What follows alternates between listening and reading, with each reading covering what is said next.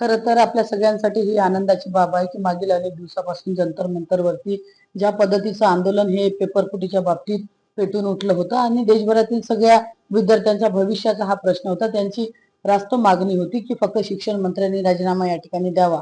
पण मागील अनेक दिवसापासून आपण पाहतो कशा पद्धतीचा हिंसाचार हे जंतर मंतरवरती चालू होता. सगळ्या विद्यार्थ्यांवरती कशा पद्धतीचे लाठीचार्ज झाली, मारहाण झाली आणि कुठेतरी विद्यार्थ्यांच्या या सगळ्या म्हणजे मेहनतीचं फळ आता त्यांना मिळालं. त्यांची सगळ्यांची अपेक्षा होती. त्याच्यानंतर सगळे आम्ही खासदार लोकांनी देखील वेगवेगळ्या पद्धतीने आंदोलन या ठिकाणी केले आणि खरं तर आनंदाची बाब आहे की कुठेतरी विद्यार्थ्यांच्या या भविष्याचा प्रश्न आता या ठिकाणी सुटेल. धर्मेंद्र प्रधान यांच्या राजीनाम्याने नक्कीच त्या विद्यार्थ्यांमध्ये एक आनंदाचं वातावरण तयार झालं आणि विद्यार्थ्यांचं एकच मोठं त्या ठिकाणी होता की कुठेतरी धर्मेंद्र प्रधानांनी राजीनामा द्यावा. ज्या ज्या मुलांवरती अत्याचार झाला, ज्यांनी आत्महत्या केल्या, जवळपास 150 पेपर हे मागील काही दिवसात फुटलेत. या पेपर फुटीत जो खऱ्या अर्थानं गुन्हेगार असतील त्याची रितसर चौकशी ही झाली पाहिजे.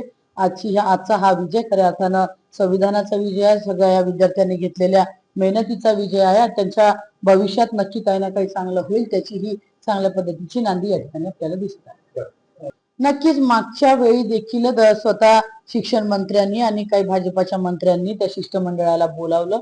शिष्टमंडळाला बोलावल्यानंतर 4 तास त्या मुलांना तिथं वाट पाहायला लावली, पण त्यांच्याशी कोणी चर्चा देखील केली नाही. त्याच्यामुळे आता जेव्हा त्यांना परत संसदेत चर्चेसाठी बोललं तर ते कोणीही चर्चेला यायला तयार नव्हती आणि त्यांची ही भूमिका अतिशय ठाम भूमिका होती की जोपर्यंत शिक्षण मंत्री राजीनामा देणार नाही तोपर्यंत आम्ही चर्चा करणार नाही. म्हणजे कुठेतरी या विद्यार्थ्याच्या या आंदोलनाच्या समोर सरकारला झुकावं लागलं, कुठेतरी या सरकारला माघार घ्यावी लागली आणि याच्यात खऱ्या अर्थानं विजय त्या बसलेल्या सगळ्या देशभरातील विद्यार्थ्यांचा विजय या ठिकाणी झालेला आहे.